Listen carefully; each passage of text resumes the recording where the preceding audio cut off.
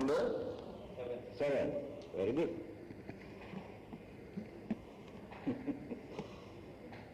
That means you really concentrate on this.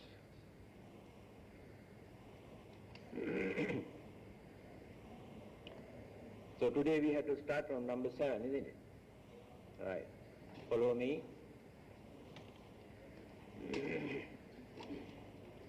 Anekehi gunopehi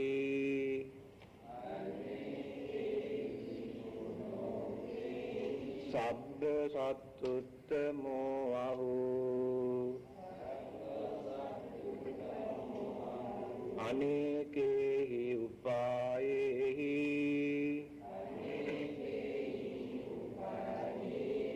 naradamme damesice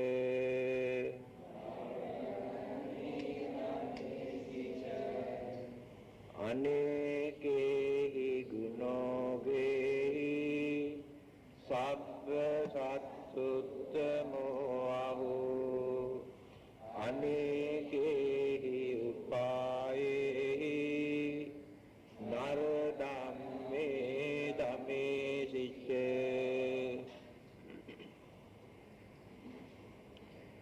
That the Buddha has become supreme among all beings by his manifold qualities. He has, by various means, subdued those who should be subdued. Still we are talking about the great qualities, the virtues, the knowledge and wisdom, the enlightenment of the Buddha. We may talk about him throughout our life. Still we cannot complete all the great qualities or the virtues or the nature of his supreme wisdom. Even another Buddha spent all his lifetime by explaining the virtues and the good qualities of another Buddha. His whole lifetime is not enough to explain all the good qualities. This is the nature of the Buddhahood or the enlightenment. Usually, we take him as very virtuous, very compassionate, holy, enlightened religious teacher. But we do not know how to analyze and how to understand the real nature of the greatness of the Buddha. Here in this stanza, the Buddha has become supreme among all beings by his manifold qualities. So how did he become the supreme enlightened teacher among the whole mankind or among all the living beings in this universe? Because of his great virtues. And these virtues he had to cultivate. How many things he had to sacrifice? How many things he had to observe, practice? How many things he had to cultivate? Life after life, he went on by fulfilling all these qualities and virtues. Therefore, gaining enlightenment is not an easy task. When you read some of those previous birth stories, like Jataka stories, you can understand what sort of sacrifices he has done for the benefit of others, for the sake of others, and peace and happiness of others, and what sort of pleasure he had to give up for the sake of others, in order to cultivate or discipline his mind and to develop his detachment. And this is the way how he cultivated his way of life. Now there is another important point that you have to concentrate. You have to think very deeply. How did he continue the same qualities and the virtues and the precepts life after life? What is the link? It is not so easy to understand. Many others talk about an eternal soul. Everything is in this eternal soul. Since Buddhism denies this eternal soul, what is there to continue? To carry on life after life without breaking all the qualities and virtues? Can you give me the answer? I would like to hear from you, to know how you have learned about this subject. How did he continue? Can you say something?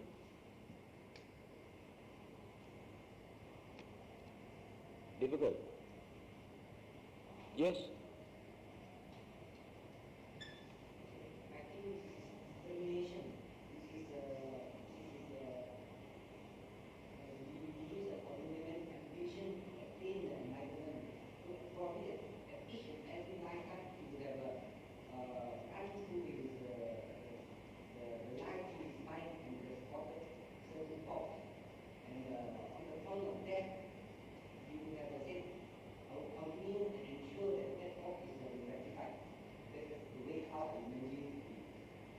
Yes, at least something. But you did not complete the answer. You used the word ambition. What is the religious term for that? Because ambition is a worldly word. Aspiration. We create an aspiration when we perform certain meritorious deeds. This aspiration, what is the modern scientific word or psychologist use for this aspiration?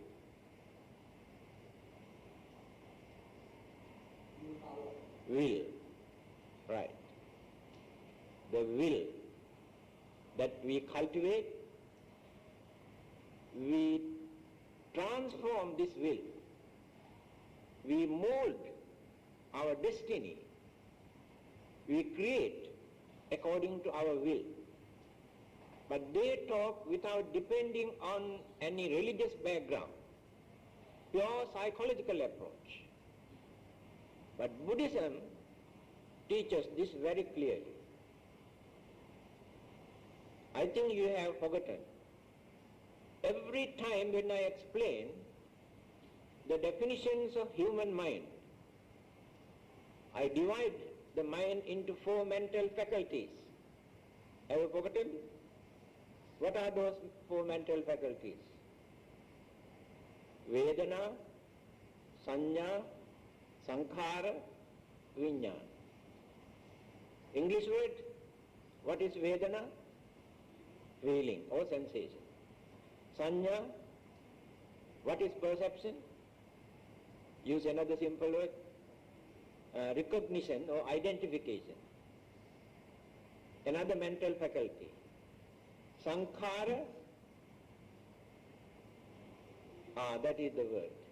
If you know how to analyze this word, Sankhara, then you can give very clear explanations of this. How to explain this? There are few words mental tendency, mental concomitants.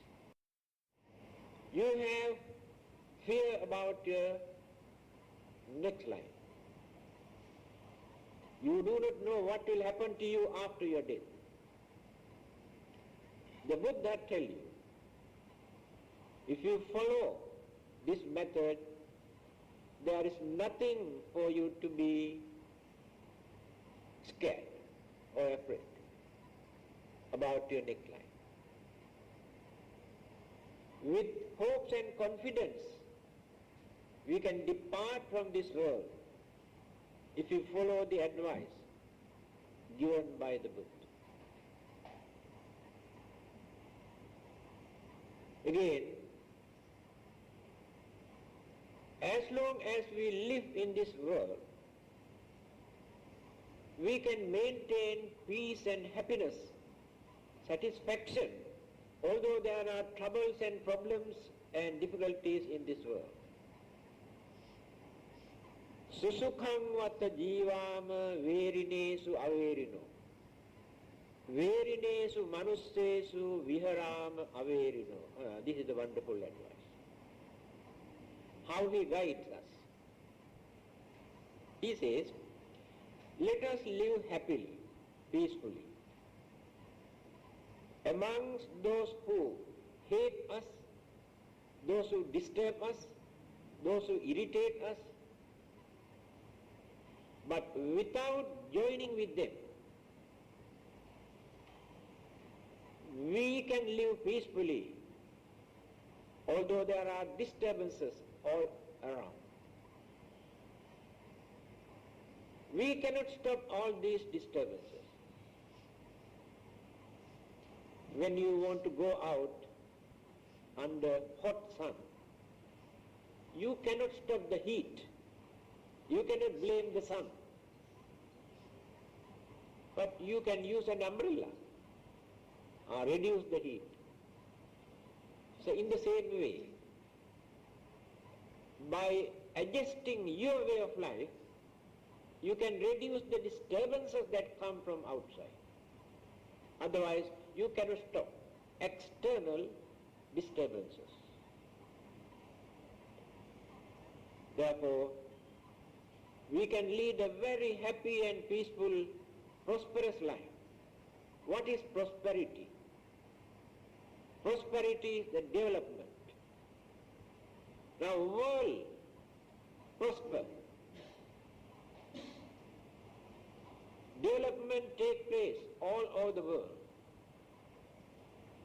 The more development takes place,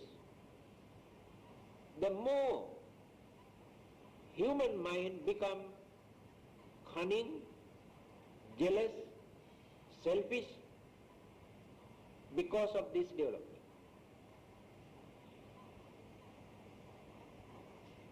Nasya loka vadhano, another saying of the Buddha. You should not devote your time for the development of worldly things. The more you develop, the more you increase your craving, then more you develop your jealousy, the more you develop your anger, then violence. Why all this violence and bloodshed all over the world today? Not because they are poor, not because they have nothing to eat, not because they have no shelter. Jealousy, then anger. That is what the Buddha said. Don't devote your time only for worldly progress. This worldly progress in return create more disturbances. But you must know how to develop your way of life, your mind, your understanding. Without developing these things, when you develop worldly things, you invite more trouble, more headaches, more problems.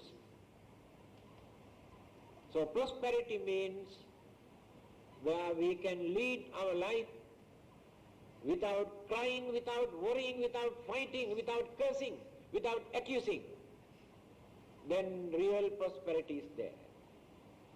The Buddha tells us how to lead that way of life. Now you can understand the real meaning of fortune and prosperity.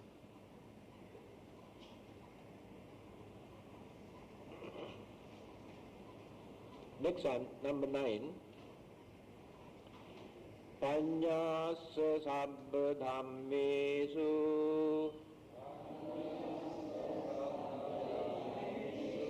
karuna sabba jantusu attathanam parathanam sadhika guna jetthika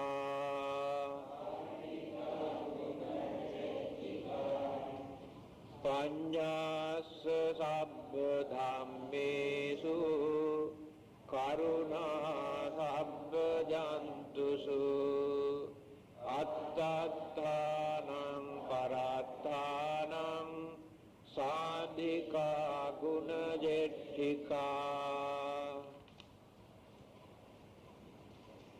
That the Buddha's wisdom is all pervasive and his compassion extends to all beings. He is a benefactor unto himself and others. He is supreme in all qualities. We have already discussed the meaning of this wording that we have recited here.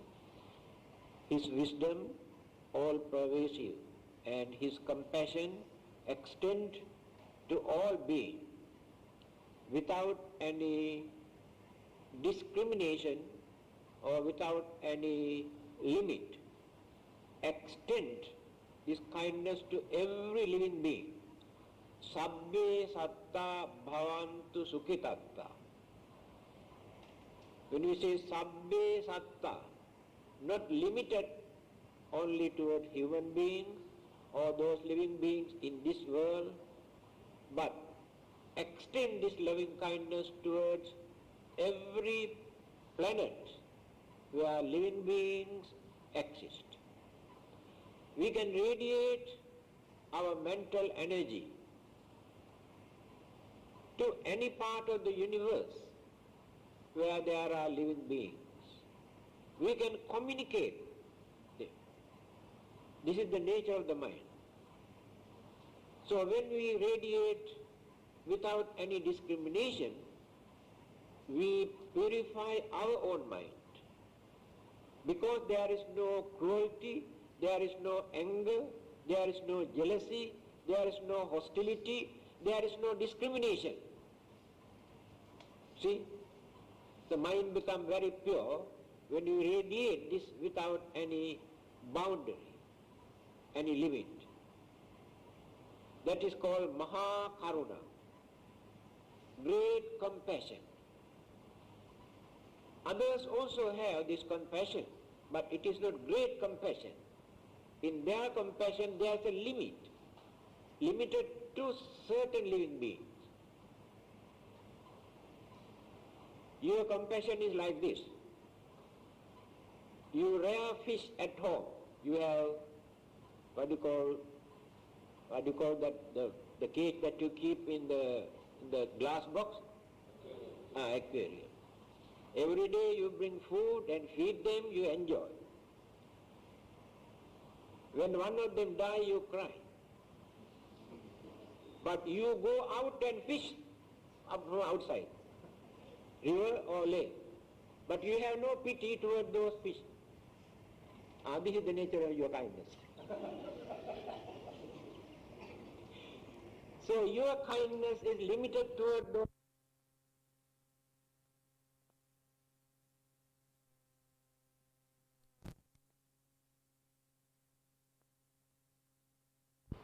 He is a benefactor unto himself and others. Itipi so Bhagava. What is the meaning of Bhagava? Every day you recite till you are not sure. Blessed. He is blessed. In which way? That means he received a lot of blessings? What is the meaning of blessed one here? Fortunate one also we can use. Exalted or fortunate. Same meaning.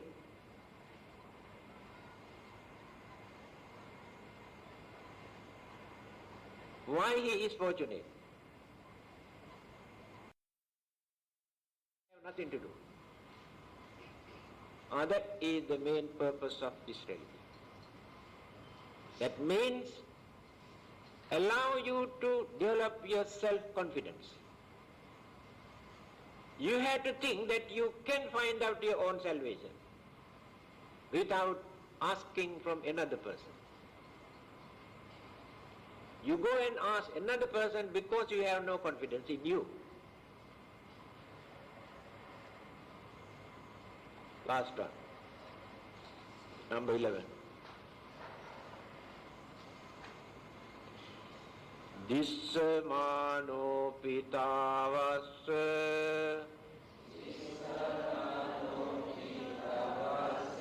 rupakayo achintyo asadharana jnanadde dhammakaye kathavakati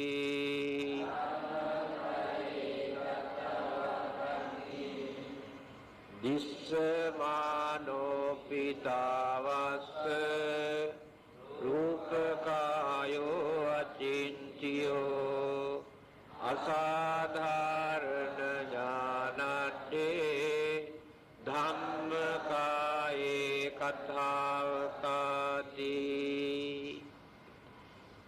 It is impossible to visualize the Buddha even in his Rupakaya physical form. How much more inconceivable is his Dhammakaya, doctrinal body of unique wisdom.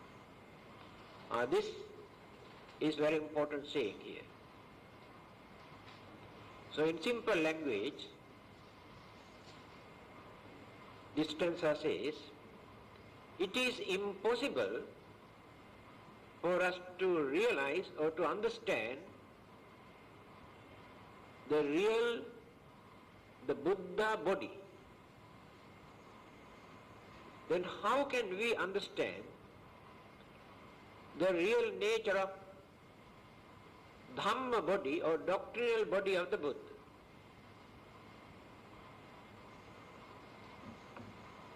Here, when you read that book, What Buddhists Believe, I think I have written about 3 to 4 pages. A group of people came and asked this question, whether the Buddha exists after his death. The Buddha did not answer, because he knew those who asked this question cannot understand the meaning.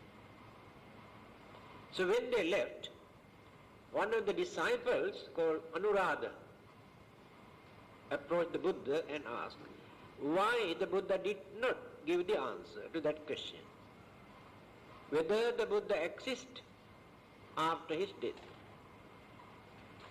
Then the Buddha wanted to discuss with him. Where does this Buddha exist? Anuradha could not answer. His disciple could not answer. All right? Now you take this body as the Buddha. Do you think that you can see the Buddha through this body? Is there any difference between my body and your body? No difference. Then where is the Buddha? If not, analyze. This is the combinations of elements and mental energies. 4 elements four mental energies. When we analyze these four elements and four mental energies, can you see the Buddha in one of these elements or one of these energies? No. Right. We have five senses that we use to deal with all the other external objects. Can you see the Buddha in one of these five senses? No. Then where is the Buddha? Do you think the Buddha exists now? No answer. That means no one can see the Buddha. We can see only his body, his physical body. We think this is the Buddha. Buddha tried to explain the nature of Buddhahood. Here the Buddha means Buddhahood or the enlightenment. This Buddhahood is invisible, not tangible, not easy to understand. That is why he gave the answer to Vakkali. Yo dhammang passati, so mang passati.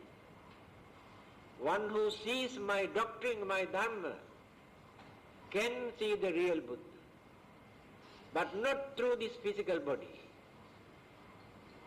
When you look at this image, you think the Buddha is like this? That is your imagination. This is the artistic expression molded by a man. So we think the Buddha is like this. But the real Buddha is not there.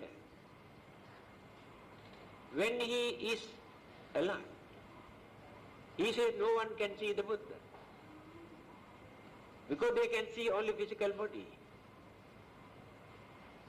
But when people try to understand what the Buddha taught,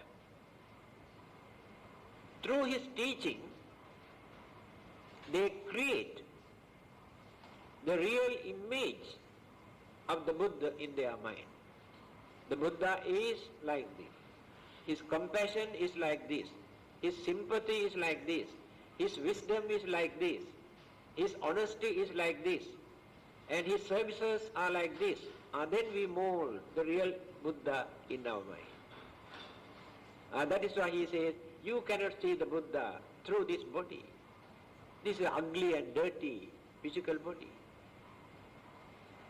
Again, Dhammakaya, doctrinal body. In Mahayana school, they have introduced three bodies of the Buddha. Sambhogakaya, Nirmanakaya, and Dharmakaya.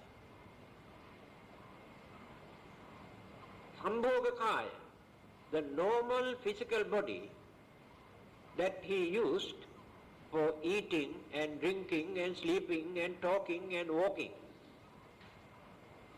That is the normal physical body. Then he has another body, they say, that is Nirmanakaya.